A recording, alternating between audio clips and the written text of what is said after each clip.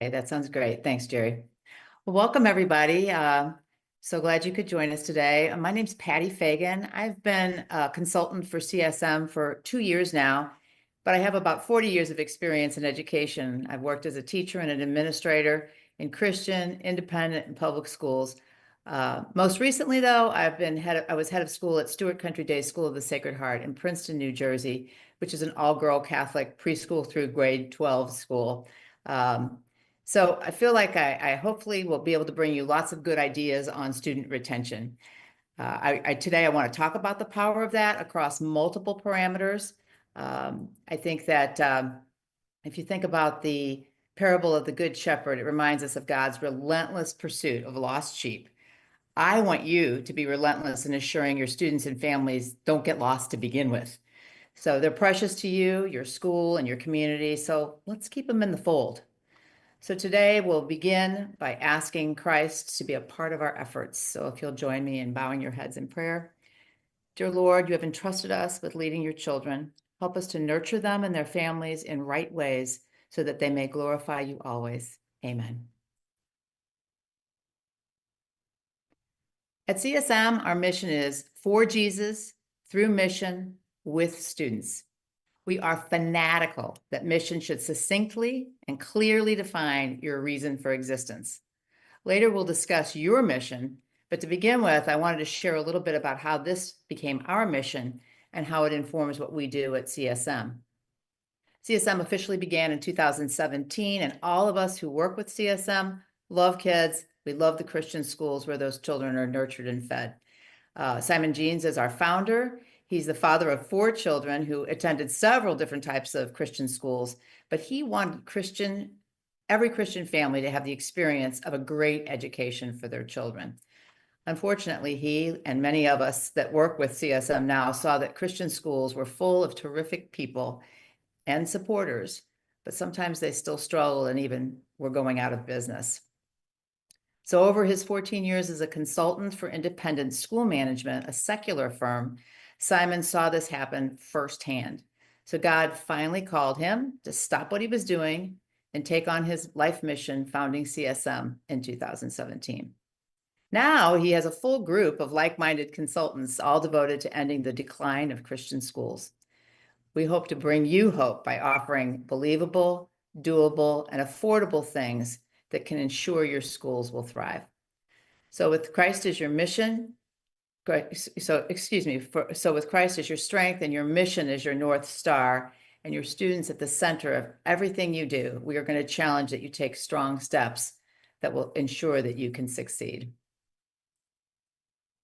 So as I said, we're all in the business of bringing children to Jesus. We don't want to do anything to hinder them or their families from being a part of his kingdom. So that means we must be thoughtful, intentional, and planful. So oftentimes our schools are uber focused on recruiting new students. It's understandable. We want to bring Christ to as many people as we can, and many children as we can. But our current students and families are the bedrock of our schools. They're the ones who attract new students, and they embody our mission, and they're key to our financial health.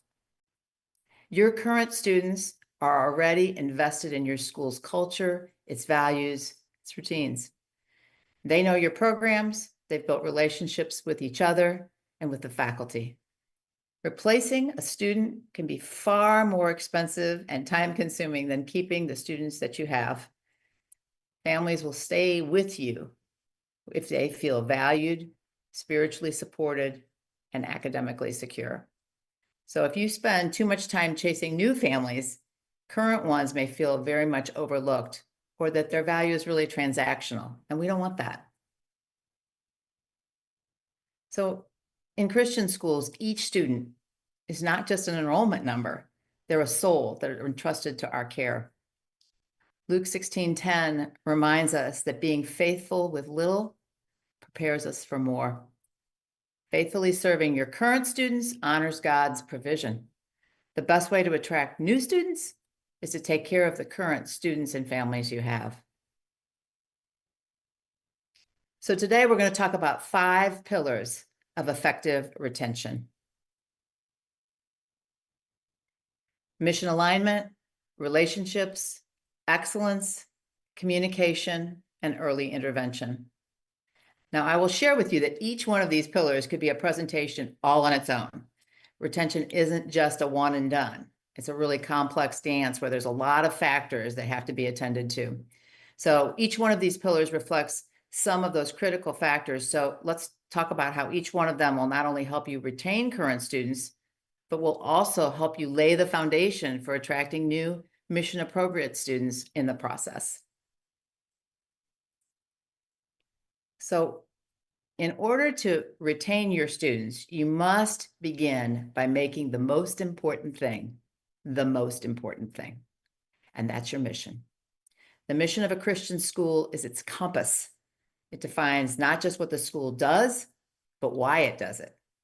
In a world filled with all kinds of different educational options, your mission is what sets your Christian school apart. It's the intentional pursuit of Christ-centered formation alongside academic excellence. So to begin looking at retention, you have to have a mission that keeps Christ at the center. It should be a part of everything that you do. Your mission has to guide your decisions and your priorities. It should filter all your decision-making, whether it's in choosing your curriculum, hiring your staff, planning your events. And honestly, a solid mission protects you from drift. It keeps your Christian school identity from being diluted, which happens a lot over time in our schools. Your mission should also serve to unify your community, give them a common vision and purpose, and remind everybody that you're a part of an eternal impact, not just a temporary one. Your mission should also provide a strong purpose beyond the academics, and it should also build trust with your families, because you're knowing that your parents have chosen Christian education because they do desire more than academics. They want their children's hearts to be shaped for God. So, if your school can live out its mission authentically and visibly, you're going to earn long-term trust and loyalty from your families. And lastly, your mission should inspire the people that work at your schools. The teachers, the leaders, everyone should see the mission as a calling to something greater. And it should really fuel their passion and endurance for the long race of educating children. So knowing all of what I've talked to you about, I wonder if you can answer a resounding yes to each of the questions on this slide. Can you quote your school's mission statement? It's critical that your mission is pithy, that it cuts to the heart. It should be short and it should be easily memorizable. I remember when I was doing a strategic planning consult at one of the schools in fact, it was Jackson Catholic Elementary School. And I attended their morning prayer meeting, and we asked the students if they could tell us the mission of their school. And I will tell you that 99% of the time, faculty can't remember the mission statement, much less students. But every child at their morning meeting stood up and said, "The mission of Jackson Catholic School is to joyfully cultivate God's goodness, beauty, and truth." We were blown away. So again, if your mission is succinct and tight and pithy, it should be able to be known by every single person in your community, and it should be the foundation of all that you do. So it's really important that if you haven't looked at your mission statement lately and you're struggling maybe with some retention issues, that you go back to the source and say, are we really doing what we say we're doing? Do we need to say it differently? Are we doing something that, is there something in our mission that we're not doing that we should be doing? But really assess that, because it should be, as I said earlier, your North Star. Once you've got that clean and tight and you know exactly that it emulates what you are and who you are, then that mission statement should be visible everywhere, and it should be the same wherever you go. I've been in schools where there's a mission statement here and a mission statement there, and they're not exactly the same. We want it to be tight, and we want it to be present, and we want it visible everywhere. Okay, we're going to move on to the second retention pillar. And that is all about relationship building with your parents and with your students. So as we're talking about this, think about how you do this at your school. I mean, just to begin with, do you pray regularly with your students and their families? both privately and when appropriately with them? I mean, do you pray for them and with them? I mean, that's important. Are you present and visible with your families every day? Are you at drop off? Are you at pickup? Are you at the school events? Do you take time to connect outside of the formal everyday day-to-day things in school? I mean, I love the pictures of these families coming in. They look like they're so a part of this school. I think the other thing to think about is, how do you communicate with your families? Is it consistent, but is it kind? I mean, oftentimes we push out newsletters or, emails, and we're just, I'm just going to give them the facts, the brass tacks. But it's important that you think about, am I being true to my mission? And when I communicate with these families, am I building a relationship with how I communicate with them? Sending positive updates, replying, promptly to messages, really being warm and professional, reflecting a Christian tone, grace, humility. The other piece, if you want to build strong relationships with families, is that you've got to know your students. It's so important that you know your students' stories, that you know the family stories. Do you know the people in your community? Do you know their backgrounds? Do you know their interests? Do you know their challenges? I think that's so critical. Have you ever visited the churches or community events where your families are involved if you're not a church-based school? Do you get out where they are and show them that you're concerned about that part of their life beyond your just your school? In terms of opportunities for involvement, we build relationships when we invite people in. We ask them to be a part of things. Are you constantly looking for ways to draw families in to involve students? And again, you're a Christian school. When people come into your school, do they feel a sense that this is a different kind of a school, that this is a place where God's love is mirrored and modeled? Reinforce with your families that you are involved in the shared work of educating the whole child. The parents are the primary educators, but the school's walking alongside them, and that you're going to give them all kinds of resources as families to help with parenting, to keep them rooted in biblical wisdom. I think that's so important. And then I think lastly, do you act authentically in a really trustworthy way? Do you apologize if you make a mistake? Do you keep your word? I think it's really important that we see the integrity and the joy of being, in being a witness, and that we have to own ourselves and our own mistakes and not feel that that's a weakness if we have to share with our families, oh, that was an error. We should have done it differently. We're going to work on that. So as we're going through this today, if you've got paper and pencil, you can jot down, what are some of the concrete ways that you build relationships at your school? What are you doing? What have you tried? Is there any place where you, as I talked through this, you think, oh, we could be doing a better job here? We don't have somebody out at the, drop-off line. We don't have somebody loading kids into the cars at the end of the day. That would be a great opportunity for us to talk with our families. We don't do that currently. Maybe we could. I think every chance you get to build those relationships is really, really important. The other piece is, let's build some excitement and belonging, a sense of belonging all year round. To retain current students and families, you've got to do that. And you've got to do it in a way that really, celebrates your uniquely Christian mission.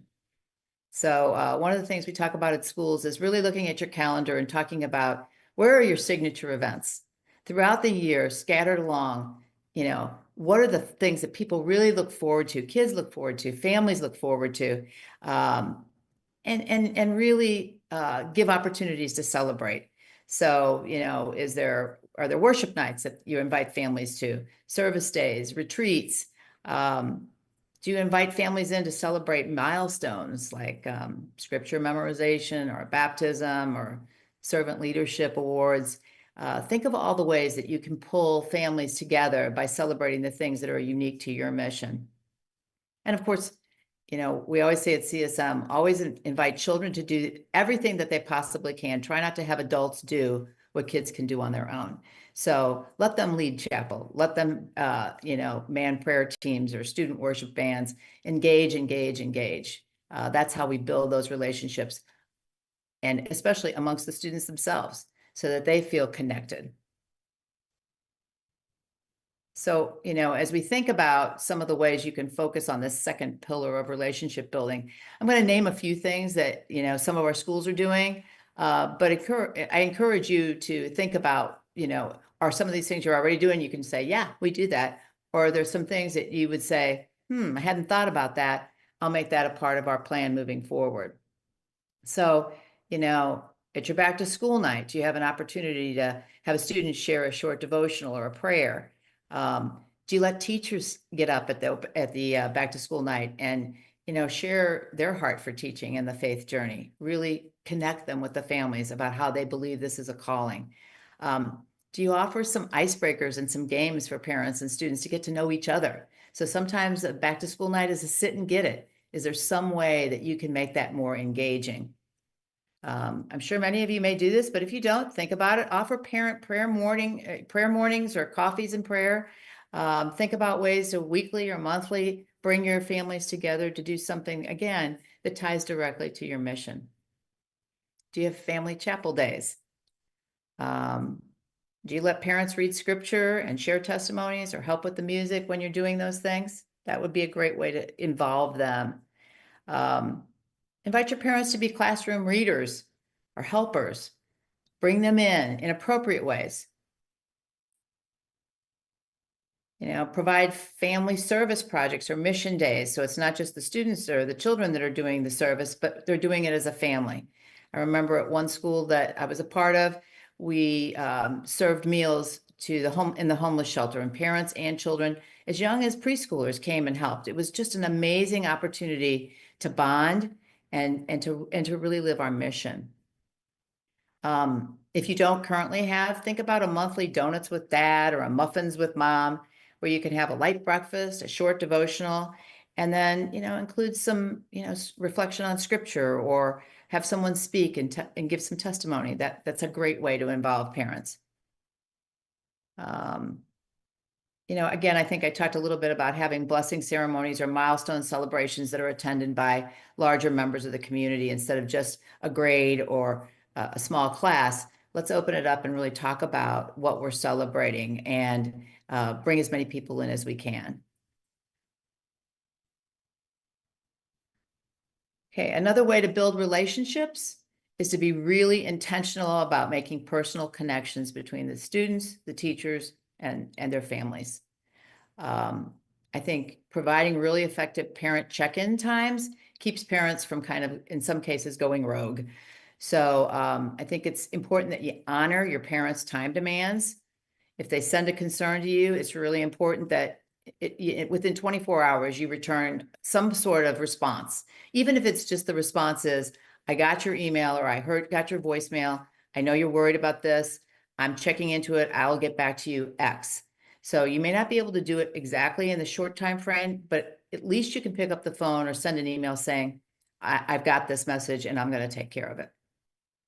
The other thing that I often shared with my faculty, and I learned over time, is that I would strongly encourage you to make sure that teachers are not sending long emails about issues that they have concerns about.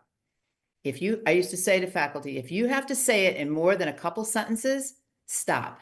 Don't send an email, pick up the phone and make a call. And I think this is really hard, especially for young new teachers. They're a little nervous about parents. They aren't sure exactly how to do this. And they think, well, if I just put it off a little bit, they'll cool off and then I won't have to, they won't be so upset with me. Actually, the exact opposite is true.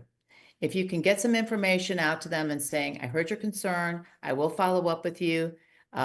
This is probably not something we should talk about in email. Let me call you on the phone, or let's set up a time to talk in person. That's even better if you can.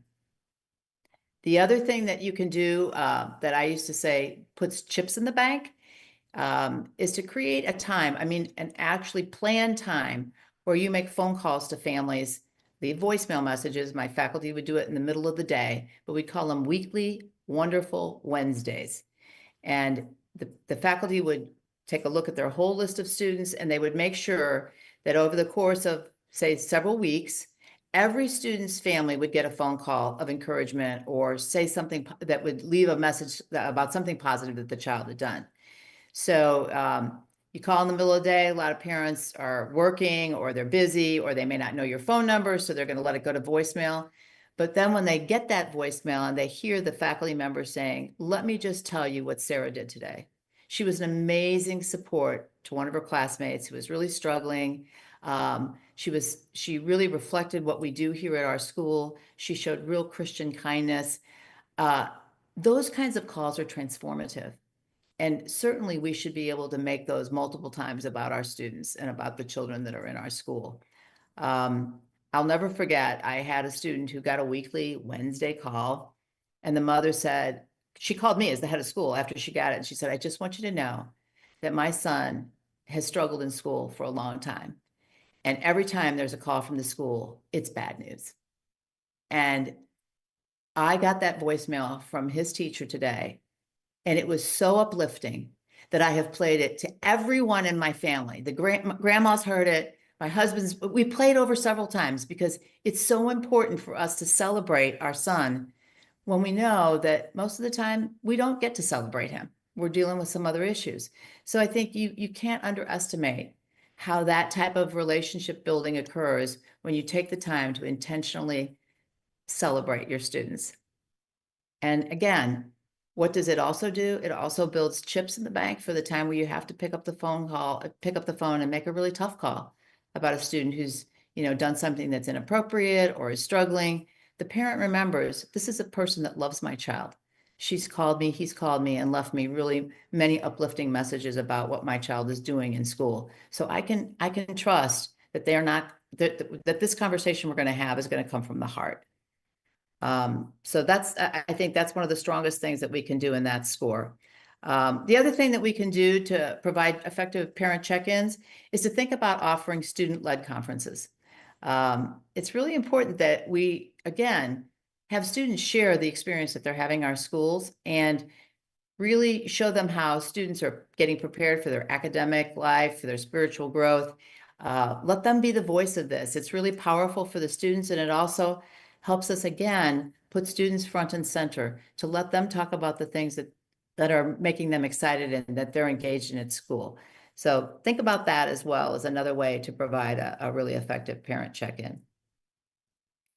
Another thing that you can do is offer a yearly overview of your school-wide goals or your progress towards them.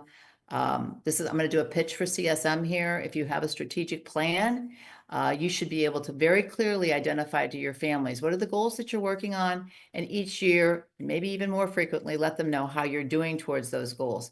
And they can be academic, they can be financial, they can be spiritual, but parents like to know that you've set goals for the school and that you're following through on them. I would say to you that the research currently tells us that parents are very much unlikely to come out in the evening time for meetings like this. So you might think about ways that you could offer them virtually, or if you're going to do it in person, which is powerful, that you attach it to something that involves students where they're also giving some information about the goals, because parents are much more likely to come out for an event where kids are the focus as well. Another piece of communication that is to really create a culture of feedback, to show parents and students that you care about them, that you're listening to their concerns, and that you're going to respond. Really trying to highlight student progress and spiritual development through celebrations and reports is really important. One of the things that you can do in terms of surveying is that again, a plug for CSM, we offer parent and student surveys. You can get the results, you can take a look, and then you can report back to students and parents.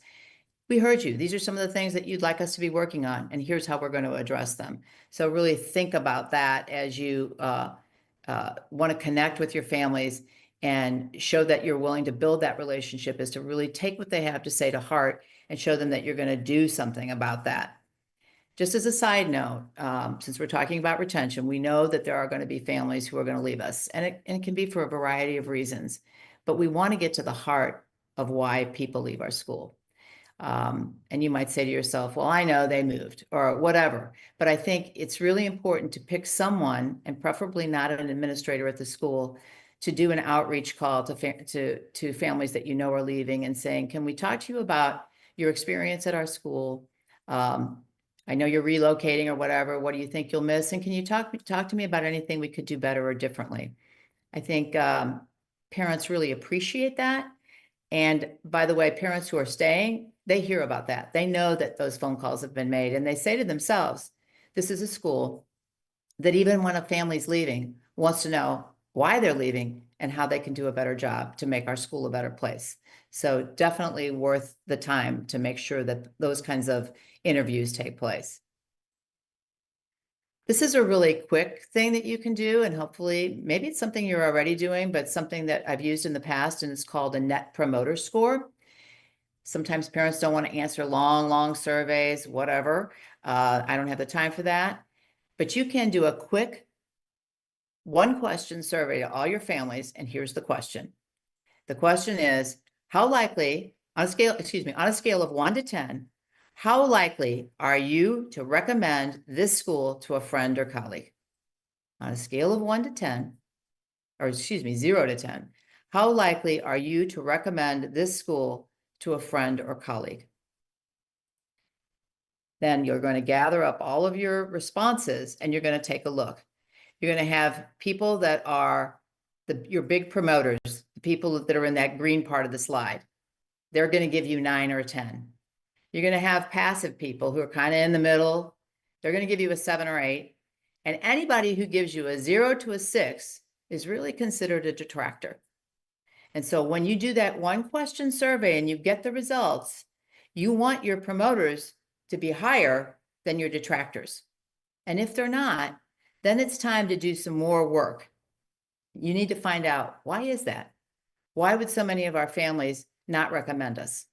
And so it's the first step in finding out, do I need to do a little bit deeper dive, and might give you a better handle on some of the things that you need to do to keep families from leaving your school.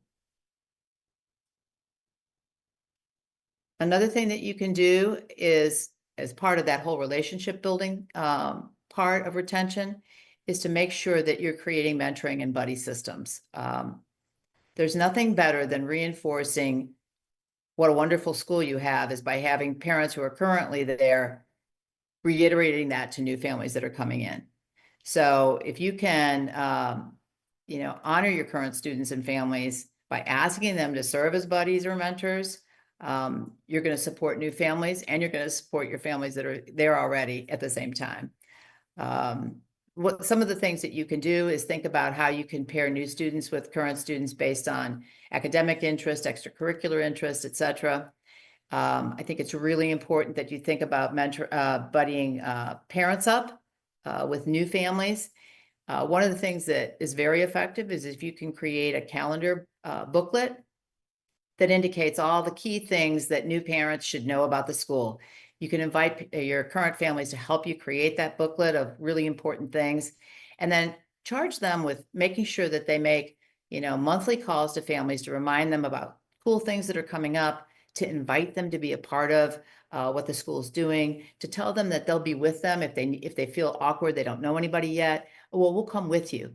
Again, you're bringing in new families, but you're reinforcing the value of your school with your current families when you're incorporating systems like this. I think one of the things that I remember most clearly, I was new at a school, and I went to an event, and I looked around the room, and there was a sea of pink. Everybody was wearing pink, of course, except me. And I remember thinking, wow, it would have been really nice if someone had told me that this event requires that everybody should be in pink. I didn't know it. And I think there's small little things that your families, especially new families, miss out on because current families weren't brought in to help bring them on board. So if you can think and bring current families in on creating those kind of moments where they would pick up the phone and talk to a new family and say, This event is coming up. It is not to be missed. I know it's one thing on the calendar. There's lots of things going on, but this event you want to be at. The kids love it. You're going to love it. Please come. And if you feel uncomfortable coming by yourself, I'll meet you at the front door. We'll go together. So really think about the importance of, in terms of communication, using your current families, using your current students to help bring new students and new families into the fold, but also reinforce in that process that as they're doing that, their decision to choose your school. Okay, the third pillar of retention is the relentless pursuit of excellence, both academic and spiritual. You deliver a really strong academic and spiritual value when you maintain high academic standards while you still integrate your biblical worldview across your subjects. You have to ensure that you have really qualified mission-aligned teachers who are disciples as well as instructors. And you have to provide spiritual growth opportunities like daily devotion, chapel, service projects, etc. I mean, these two go hand in glove. You all know that every child is uniquely gifted by God. We know that, we believe that. And excellence in instruction gives every child the opportunity to really discover and refine their gifts. But being Christ-centered does not preclude being academically excellent. Our students are called to be salt and light in all spheres, in business and science, arts, medicine, education. They can't do that unless they're strong academically. So if we want to retain students, we have to equip them with the knowledge, the skills, and the confidence to lead faithfully and competently. So I think it's really important. Sometimes in Christian schools, we say, well, the most important thing is that they, be a disciple for Jesus. Well, that's true. It is true. But it also has to be coupled with strong instruction. So again, let's talk about that. Excellence in teaching. Schools that compromise on instructional quality will lose students, even if their spiritual mission is strong. So it's really, I'm going to say that again. If you compromise on instructional quality, you will lose students, even if your spiritual mission is strong. They are sending students to your school for two things, the spiritual and the academic. So a Christian school teacher really leads the charge on student retention. So as I go through this, I want you to think about the teachers that are in your school. And can you answer yes to these questions? Do your teachers display spiritual maturity and Christ-like character? Do they exhibit professional excellence in instruction? Meaning, are they experts in their subject? Are they student-focused? Are they engaging? Are they interactive? Those are all key pieces. Do they really integrate faith and learning? Do they have a relational connection with their students? Do they know them? Are they committed to the mission of your school? Are they reflective? Are they humble? As I go through those, I hope you think about the teachers in your school and you could say, yes, all of our teachers are like that. But more than likely, you're going to say, I know some teachers that are really good in several of those categories, but could use some work in others. And I think that's an important piece of retention, is for the administration to look carefully at those kind of descriptors and saying, what could we do to make sure that all of those are affirmative when we talk about our teachers? That we can say that about everyone who works here.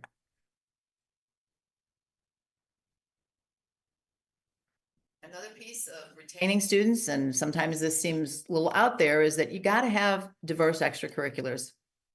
I mean, we're about whole child development, and you can't develop all of that just in the subject areas.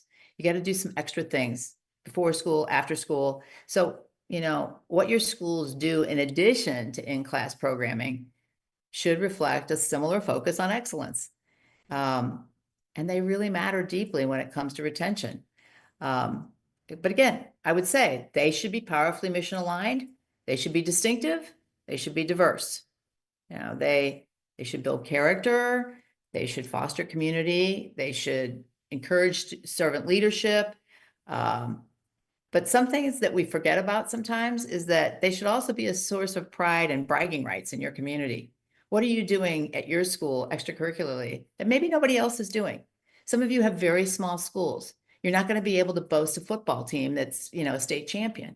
But what could you boast in terms of your extracurriculars? What are you doing that is really maybe a little outside the box that you could celebrate? This is your opportunity to really differentiate in this extracurricular piece. So it's really worth thinking about what you offer, talking to your students. What are they interested in? Could you be the first school to, I don't know, offer pickleball? I saw at a school, small school, that recently boasted a student who won a poetry out loud contest nationwide. That's pretty amazing. You don't need to have a huge school to, be really good in those areas. So think about that and make sure that the extracurriculars you offer, again, mission aligned, excellent, and really are an opportunity to brag and celebrate something you can be really proud of. Again, in terms of academic excellence in a Christian school, you can't spend enough time on how to integrate a clear biblical worldview. You need to train your teachers on it. You need to make sure that it's embedded in everything that you're doing academically, that you're creating a culture of Christian thinking, but that you're not just teaching students what to think, but how to think within the context of the biblical worldview. You got to challenge students to analyze the media, culture, news. That's what parents are sending students to your school for, so that they can be armed for the real world. When they leave the classroom, do they know who they are? Do they know what they believe? And do they know why they believe it? It's just really something that many of our schools are still working on, is how to get that developed in their faculty, but also integrated into their curriculum and in their assessment. It needs to be a part of everything. It's not just knowing the same history that everybody else knows from the public school. It's what is the history you know as it's infused with the biblical worldview? How is it different? How can I really explain that to someone if asked? So really spending the time on that, I think, is very important as well. And it does require some investment in monies and time in training teachers well. The other piece of academic and spiritual excellence is building a strong school culture. You need to promote that strong, clear, Christ-centered mission with your students, with your families. It has to inform your discipline, your values, and your expectations. And it needs to be lived out joyfully in your school. So again, if I walk into your school, do I sense that culture that you want, that's mission-driven, that says this is a different place than the school down the street? This is a place where Christ is at the center of all these students do. And then, of course, last but not least, you have to make prayer and discipleship intentional. You really do. Prayer has to be visible. And this is probably not an area that you struggle in, but I'm going to say it anyway. Make prayer visible at the start of the day in classes and events. Encourage prayer groups. Have staff mentor and disciple small groups of students. And then really in your communications with families, show that spiritual growth is celebrated as much as academic success or more. All right, we're going to move along to the fourth pillar for retention, and that's communication. I just pulled out an example of a Christian newsletter. I think, the important thing is that you anchor whatever messaging you're doing in scripture and in your mission. Regularly remind your families that your ultimate goal is to develop Christ-like character, not just college readiness. Again, I'm not backtracking on the fact that you have to be academically strong, but we have some other objectives in our school besides just academics. I think the example in this one says, at Grace Academy, we don't just teach students what to think, we teach them how to think biblically and to live purposefully. That's awesome. You want to make sure you're highlighting the whole person formation. You want to remind families, why did you pick this school? Why am I here?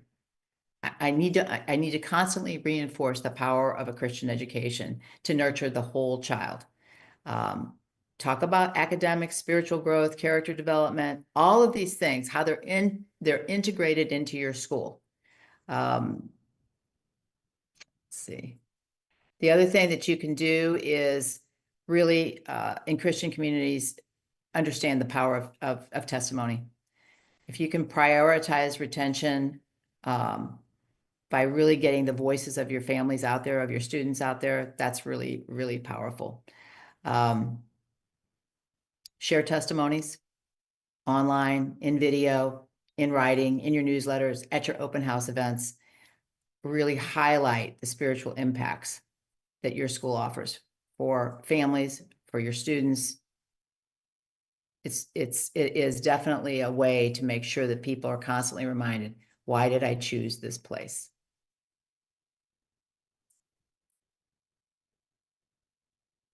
Now, I'm going to share with you that something you probably already know.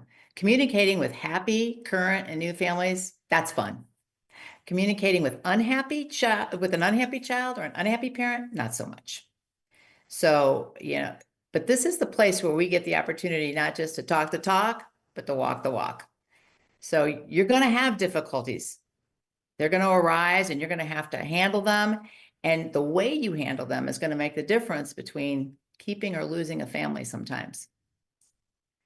You have to offer rapid response to academic, social, and spiritual concerns. You have to. You have to take them seriously. You have to show genuine care and you have to show patience, especially with struggling students or with challenging parents. You may say to yourself, no matter what I do, I can't make this family happy. But you have to continue to listen and you have to pray and you have to decide, is this an issue that's really something that we are lacking and need to address?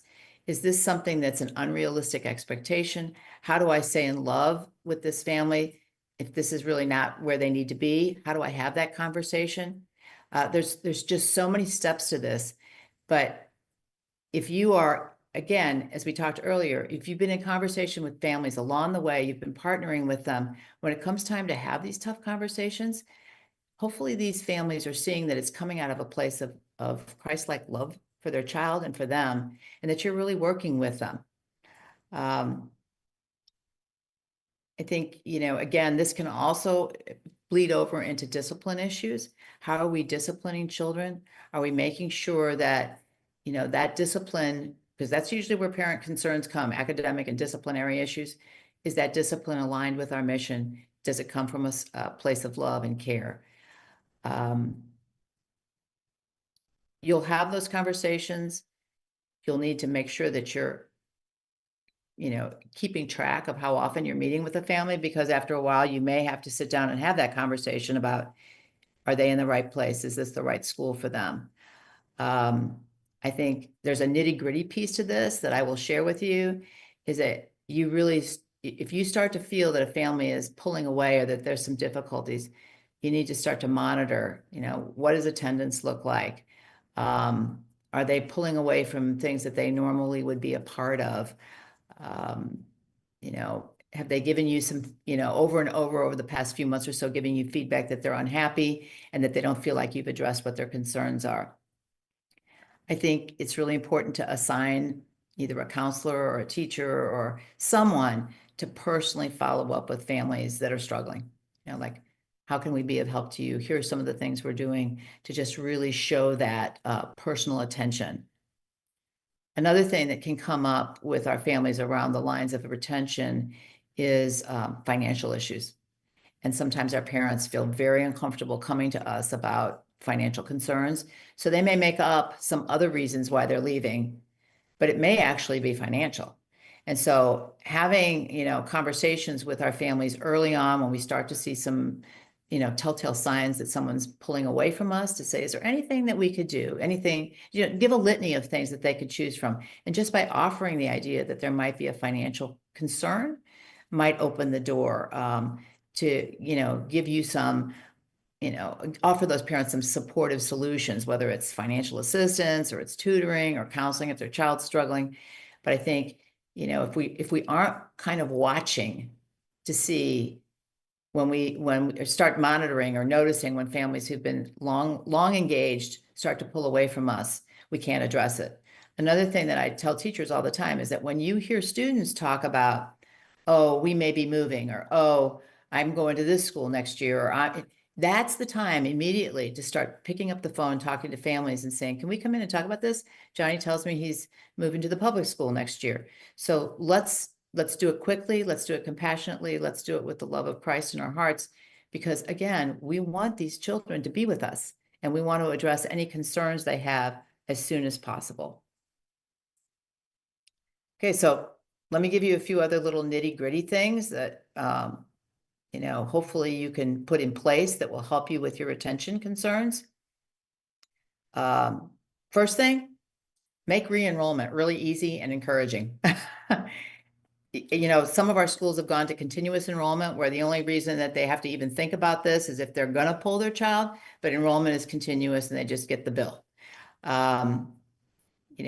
Really start re-enrollment with a personalized communication. We're so glad that your child has been at our school for the last 3 years. We're excited for them to enter the 4th grade, 5th grade, whatever the case may be. Those personal touches matter. Constantly remind your families of the value and the impact of your school. You can't over communicate that. You have to really recognize that the families and the students that are already enrolled in your school are so valuable and they're worth investing in. I know, again, a lot of times we're very focused on, we got to bring in new kids, bring in new kids, bring in new kids. Got it. But those families that are with you, again, they're your bedrock, they're your foundation, and you can't spend too much time with them.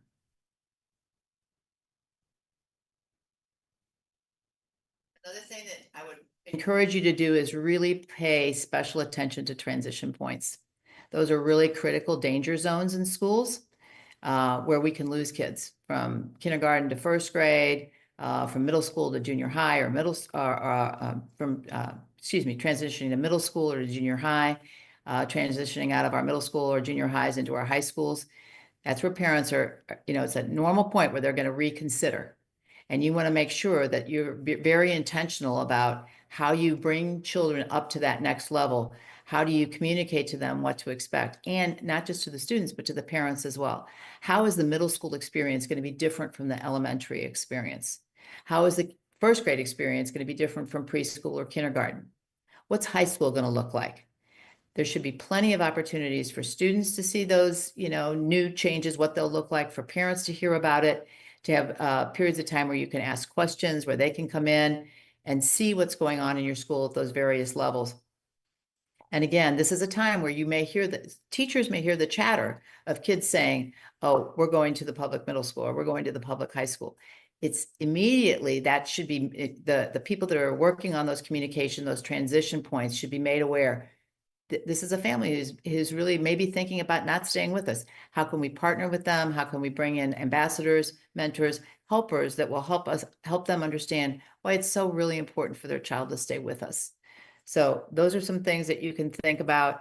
Again, step-up days, preview nights, invitations to the next year experience. Those are all great ways to strengthen those transition points. Another thing that I think is really important is that you need to make a retention calendar. You need to talk about what are we going to do every month of the school year that's focused on retaining our students, because if you don't document it, you will not do it. It's easy to say, oh yeah, that was a good idea, but we ran out of time or whatever. No, put it on the calendar and say, this is what we're going to do. And it's targeting making sure that our current families feel valued, that they understand, transitional points, whatever the case may be, but document it and then do it.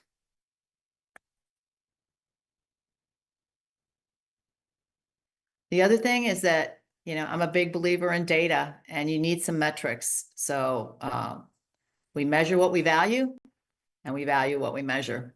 So if you're not, again, when I was talking earlier about the weekly Wednesday calls, I said to faculty, I want you to document that you've made these calls, and I want you to make sure that every single student has gotten a call.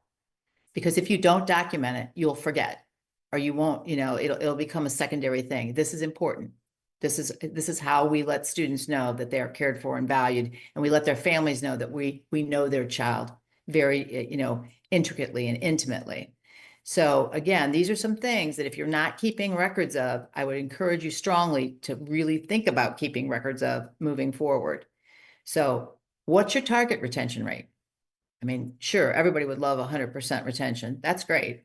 But realistically, if you're a school that's been retaining 75% of your students, that means 25% of your students are turning over every year, then you got to set a rate that you're going to reduce that number. You're going to hold on to more students, and then talk to me about then documenting what are you going to do differently to move that number to a point where you're holding on to more students than you currently are.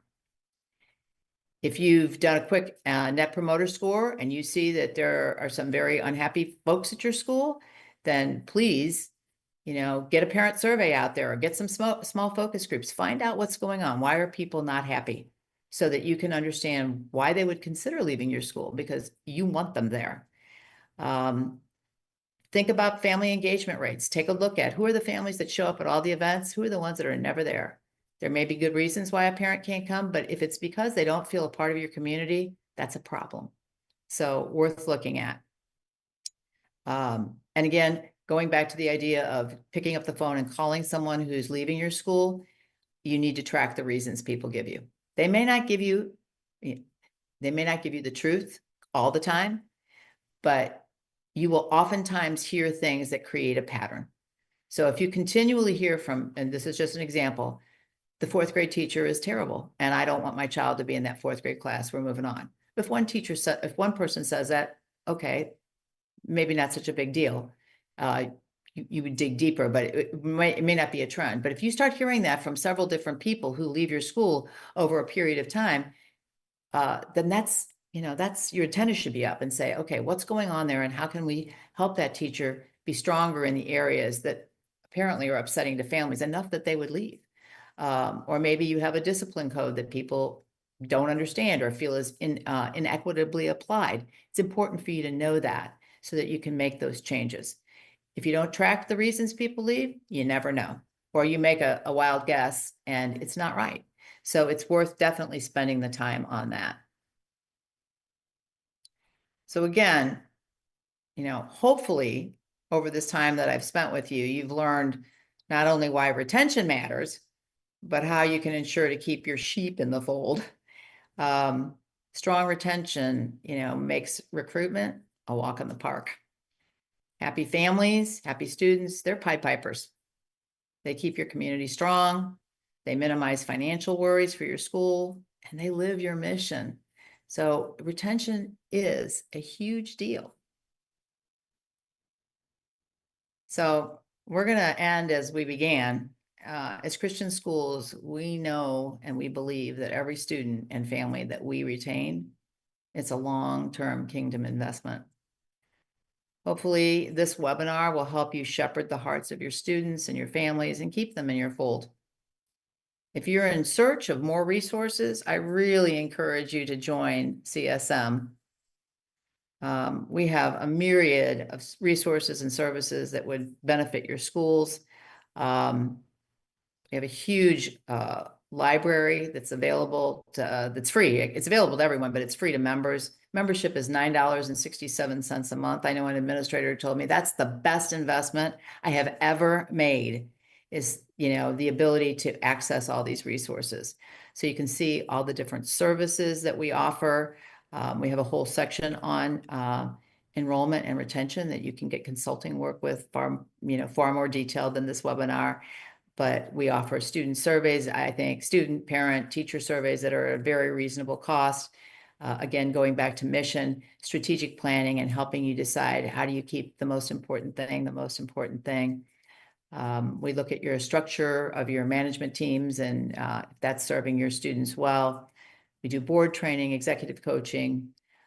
Great new addition of vocation, college, and career counseling for those schools who have students going on into the college world that have high schools. We look at teacher support and evaluation, compensation models. There are just so many wonderful resources that CSM offers. And in addition, we're in the book publishing business, and so there are many books that have been written that are available. Also, if you sign on to CSM, you'll see a wonderful number of books that you might find really helpful to you as you try and keep your schools not only surviving but thriving. So, again, I'll thank you so much for your attention. I hope you all have a wonderful rest of your day, and thank you so much for your time. Best of luck to all of you.